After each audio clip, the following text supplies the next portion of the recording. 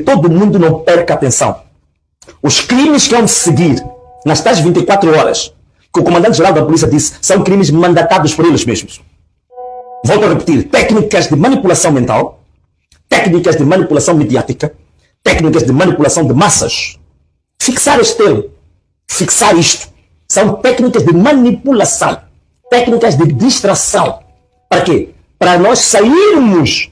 As pessoas já não vão falar das manifestações, as pessoas já não vão falar do fraude eleitoral, as pessoas já não vão falar do roubo, as pessoas já não vão falar do crime cometido pelo Conselho Constitucional e da professora Lúcia Ribeiro. Agora as pessoas têm que se concentrar nos criminosos que estão para fazer assaltos, que estão para fazer raptos. Querem nos desviar do nosso foco. Atenção, meu povo. Todo assalto, todo assassinato, todos os arrombamentos, todo incêndio que se for colocado... Queria falar, aqui indo a outra geografia, de um povo que está na pobreza quando a sua elite é opulenta. De um povo oprimido, um povo que também é reprimido com violência estatal, de um país que ocupa consistentemente os últimos lugares de todas as tabelas de desenvolvimento humano, apesar de todas as suas riquezas naturais, um país que se tornou uma plataforma de narcotráfico e, na verdade, vários tráficos, madeiras exóticas, pedras preciosas, um país onde partidos de oposição são impedidos sequer de concorrer a eleições e mesmo aqueles que ainda concorrem depois deparam-se com fraude eleitoral, atas que não refletem a realidade, isso segundo observadores credenciados, e depois, rapidamente, resultados eleitorais que são reconhecidos por países democráticos, estes democráticos entre aspas, como a Rússia, a China e a Bielorrússia. Eu sei que estão na dúvida se eu vou falar de Moçambique ou da Venezuela, as características são exatamente as mesmas e eu, obviamente, que vou falar dos dois.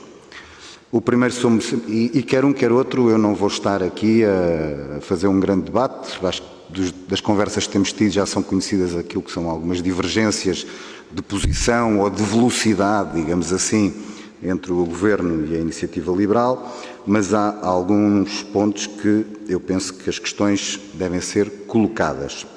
Relativamente a Moçambique, e não tinha aqui previsto, mas perante aquilo que o Sr. Ministro também foi referindo, acho que sobre aquilo que se passa em Moçambique, usar uma expressão como hostilidade recíproca, portanto, colocando ao mesmo patamar aquilo que é a realidade do regime e daqueles que se opõem ao regime, não me parece justo. O Sr. Ministro também falou de 2 mortos, mas não falou de 130 mortos. Há uma diferença entre os 2 e os 130, é que os 2 mortos nós não sabemos ainda quem foi, os 130 sabemos que foi a polícia. E depois também focou-se muito nos canais de solução, apenas quase exclusivo no âmbito da CPLP. Sim, é um dos canais possíveis, mas também há, por exemplo, o canal da União Europeia, e a União Europeia tem interesses e tem feito investimentos de cooperação em Moçambique e, portanto, obviamente, que ao nível da União Europeia também têm que ser canais que estão prontos. Mas estamos prestes a chegar ao dia 23 de dezembro. É a data prevista para que o Conselho Constitucional diga de sua justiça relativamente aos resultados eleitorais. Quer dizer, previsivelmente, a não ser que sejamos todos bastante surpreendidos, mas previsivelmente o Conselho Constitucional vai validar. E perante essa validação, há aqui 2 perguntas que eu quero deixar ao Governo. A primeira tem que ver com o reconhecimento, quer dizer, eu acho que vai ser expectável, mais dia, menos dia, depois o Governo vai também, se calhar, reconhecer. Eu, mais que uma pergunta, queria quase aqui deixar um pedido, que é que, se estão a pensar reconhecer os resultados e aquilo que vem a ser validado pelo Conselho Constitucional, que não o façam logo no primeiro minuto a seguir. Porque temos ONGs que tinham observadores credenciados que afirmam que houve fraude, que se recusam a entregar até atas ao Conselho Constitucional para que elas não venham a ser deturpadas. A própria missão da União Europeia, embora o seu relatório, que só vai aparecer lá para março, talvez, mas no comunicado de imprensa, e eu vou citar o que disse o relatório dos observadores da União Europeia, portanto, falam mesmo em irregularidades durante a contagem, alterações injustificadas dos resultados eleitorais a nível das assembleias de voto e a nível distrital. Há também denúncias quer dizer, eu vou dizer um número, talvez o número possa ser excessivo, mas mesmo que seja metade, já é um escândalo.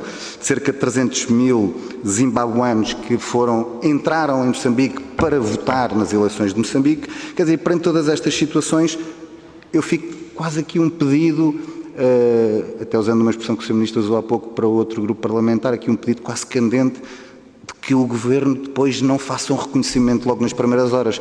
Pelo menos que não sejamos um país que se vai juntar a esse grupo das democracias, como a Rússia, a China, a Bielorrússia ou a Venezuela, que foram os países que até agora já reconheceram os resultados eleitorais.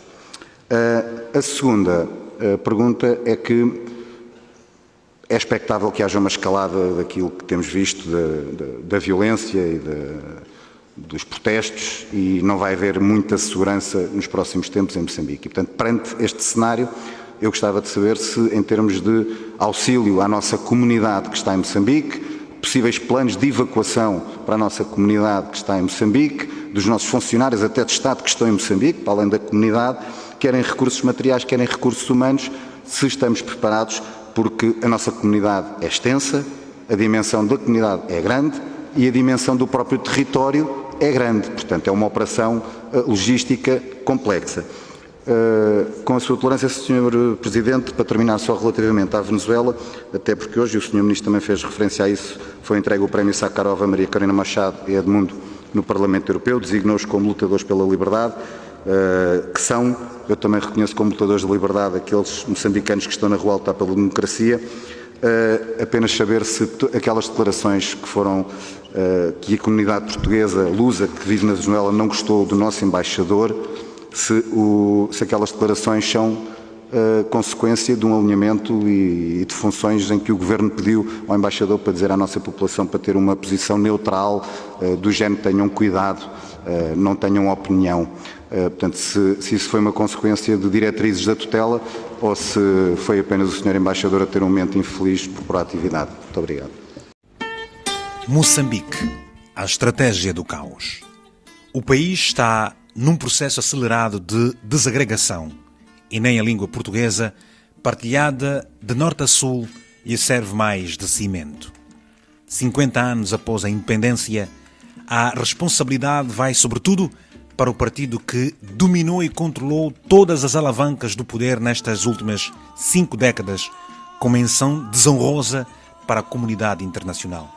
A Frelimo falhou ao não conseguir partilhar o poder, ao ter permitido que interesses particulares opacos tomassem conta das riquezas do país em benefício de uns poucos, ao ser incapaz de promover uma distribuição mais equitativa da riqueza, e ela é significativa, ao dar livre trânsito à indústria dos raptos, ao fechar de olhos aos tráficos vários, das armas à droga.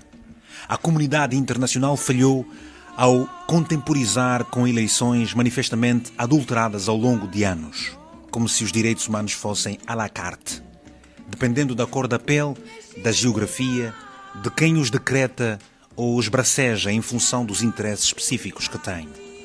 E tudo começa em 1999, nas segundas eleições livres, após o Acordo de Paz. Quase 2 semanas depois dos moçambicanos terem votado, no final desse ano, ainda não se sabia quem tinha vencido. A Renamo fez então o somatório dos editais e proclamou-se vencedora. Do Índico para o mundo, continua o ressentimento colonial, sobretudo para com aqueles que não se alinham com a vontade ou visão dos camaradas, e assim propalam o discurso contra os que consideram saudosistas. De lá para cá, a Frelimo foi sempre se sagrando vencedora, ainda que na secretaria. E ao manter-se assim no poder, com o silêncio cúmplice da comunidade internacional, foi dando passos cada vez mais latos nos desmandos. Cabo Delgado é um trágico exemplo. Paradoxalmente, é a província mais pobre, mas é também a mais rica de Moçambique. Há nela rubis, turmalinas, madeiras preciosas e gás natural. Empurrada para a extrema pobreza, a população é facilmente cativada pelos discursos messiânicos de um futuro promissor no além. A guerrilha islâmica em Cabo Delgado explica-se também por isto. E sem que o governo central, lá longe, em Maputo, tivesse solução outra a não ser socorrer-se de exércitos privados, militares alheios, como os do Ruanda, a quem a União Europeia dá assistência. Neste final de 2024, o argumento colonial nada diz à maioria da população. Um eleitor com 50 anos não conheceu outra governação que não a de Frelimo. E ao impossibilitar qualquer alternância, a Frelimo abriu-se à estratégia do caos. O poder caiu assim na rua nesse país imenso, onde coexistem cristãos, muçulmanos, animistas, nesse território imenso, com um mosaico étnico composto, entre outros, por macuas, tsongas, ndaos, chuabos, cenas. O poder caiu na rua sem que se vislumbre uma saída decente. Por culpa da cupidez da Frelimo, por culpa da cumplicidade de uns e outros no concerto das nações. Os BRICS, a ONU, a União Europeia. Esta que vocifera sobre a Geórgia, Venezuela e outras paragens onde lhe cheira interesses da Rússia ou da China. Esquece Moçambique. E com isso expõe-se, uma vez mais, à acusação de ter dois pesos e duas medidas. Neste momento os cenários são poucos. A alternativa mais decente era ter um poder central forte, legitimado pelo voto e pela aceitação popular. Só que o tempo para isso afastou-se e afasta-se a cada dia novo. Pode também passar por uma ditadura fortemente repressiva, algo que alguns na Frelimo podem aceitar na miragem de manterem o controle. Um claro erro, como se tem visto. Outra alternativa passa pela somalização de Moçambique, um cenário terrível, mas cada vez mais próximo, com o país aos poucos, entregue a senhores da guerra. Pior, é quase impossível. Resta abrir a caixa de Pandora, alterar fronteiras, mas com riscos monumentais em todo o continente africano. Ou regressar à lógica dos bons ofícios, como aquela que foi prestada e levou ao fim da Guerra Civil, essa outra página inglória do Moçambique independente. Mas para isso é preciso que haja dentro e fora do país gente disposta a encetar esse processo, em nome da paz, em nome da decência. Crônica de Paulo Dentinho para o jornal Observador, adaptação, edição e voz de Vítor Gomes. Chamar a atenção para o risco de o Daniel Chapo não se vangloriar como grande vencedor, porque ele próprio sabe como é que chegou a ser proclamado. Havia 70%, tiraram para 65%. Se calhar podiam tirar para 30 e tal, mas só pararam nos 65%. Havia 195 deputados da Frelimo, foram arreados para 171. A Frelimo até podia sair agora, fazer um protesto contra as decisões do Conselho Constitucional, que retirou uma vitória conseguida a muito custo. Tinha 195, de repente você baixa, tira 24. Por quê? Era só 24 que devia tirar. Se calhar podia tirar 30, se calhar 40, se calhar 60. Ninguém sabe. Quem sabe é o Conselho Constitucional. O que é preciso ficar claro, e já devia ter ficado claro há muito tempo para muitos, é que as pessoas obedecem o Venâncio Mondlane. Mas temos um presidente proclamado pelo Conselho Constitucional, que é o senhor Daniel Chapo. Eu penso que o que tem que acontecer de imediato é o presidente declarado, o presidente eleito, conversar com aquele que movimenta as massas e encontrar uma plataforma de os dois, na qualidade de moçambicanos, encontrar uma saída para os problemas de Moçambique. E se eles descurarem a conversa, quiserem ou quererem se agarrar ao legalismo de que eu venci, não é verdade. Aqui houve um arranjo político, um arranjo eleitoral, tal como dizíamos antes, que não vamos encontrar a verdade eleitoral. O Conselho Constitucional, o mais que pode trazer é um arranjo eleitoral. O que se podia fazer era tirar os polícias todos para Cabo Delgado para combater os insurgentes, porque aparentemente são muito bons a disparar os polícias. Então todos eles, incluindo a polícia de proteção, intervenção rápida, todos vêm a Cabo Delgado, os militares ficaram a cuidar das cidades.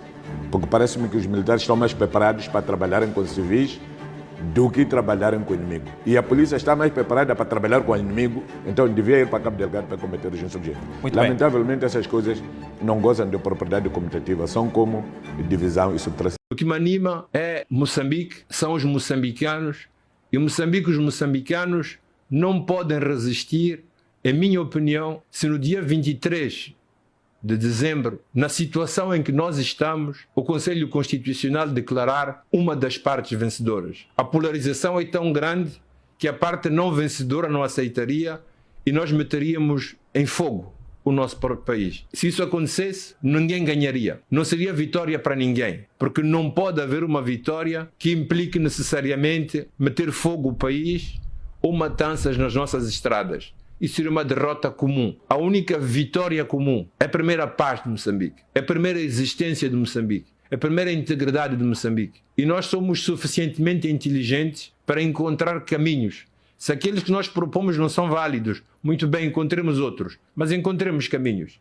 Encontremos maneira de encontrar uma verdade concordada, um compromisso de bravos, que nos permita sair da situação em que nós estamos, que mete em repentalho a vida e a existência de moçambicanos, que eles sejam manifestantes ou que eles sejam da polícia, que metem em repentalho a existência do nosso país, que sejam as instituições como os tribunais que são de todos, ou sedes de partidos da Frelimo ou da Renamo, ou até do Podemos ou do MDM que seja. Então eu venho aqui, mais uma vez, diante de vocês, fazer campanha, mas não sou candidato a nada. Fazer campanha para que a tese da paz e da busca, custe o que nos custe, de encontrar um consenso para evitar que caiamos em males maiores, possa ganhar e prevalecer para o bem comum de todos nós. Sem paz não haverá luta contra a pobreza, não haverá desenvolvimento. Sem paz não haverá possibilidade nenhuma de sairmos da miséria em que nós estamos, meter medicamentos nos hospitais ou construir melhores escolas.